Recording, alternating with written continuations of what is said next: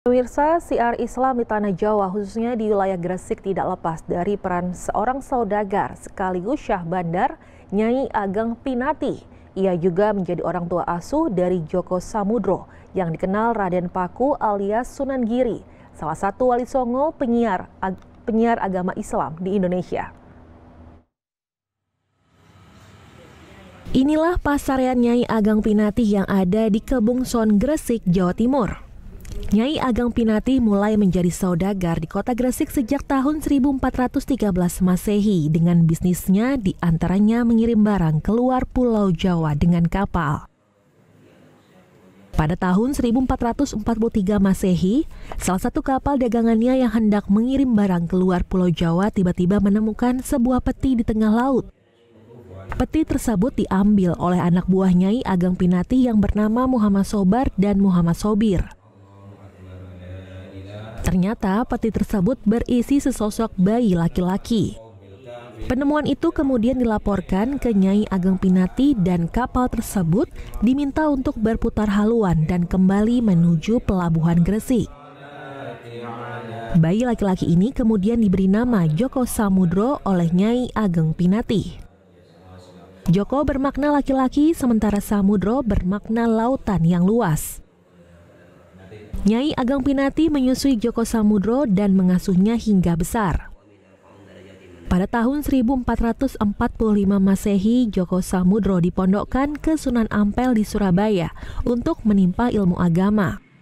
Selama belajar agama ke Sunan Ampel, Djoko Samudro mendapat gelar Raden Paku. Kalau Nyai Ageng Pinati itu adalah saudagar yang pertama di Gresik, yang beliaunya mempunyai anak buah, ya diantaranya adalah Syekh Sobar dan Sobir, yang beliau ini pada waktu mengantarkan dagangannya ke tengah laut menemukan peti atau kotak yang berisi beliau Sunan Giri di lautan.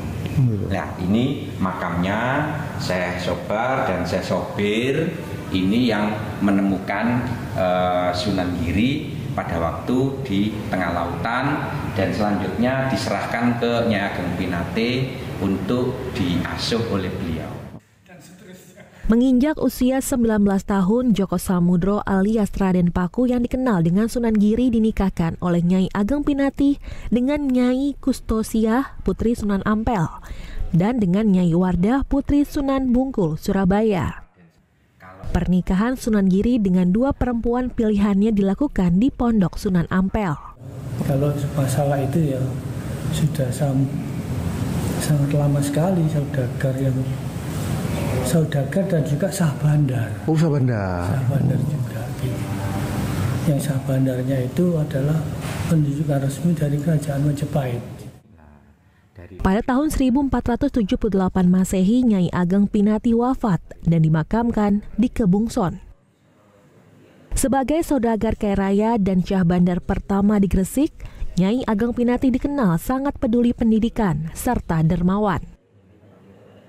Hingga kini makam Nyai Ageng Pinati banyak dikunjungi oleh peziarah dari berbagai daerah. Muhammad Amin, JTV Gresik, Jawa Timur.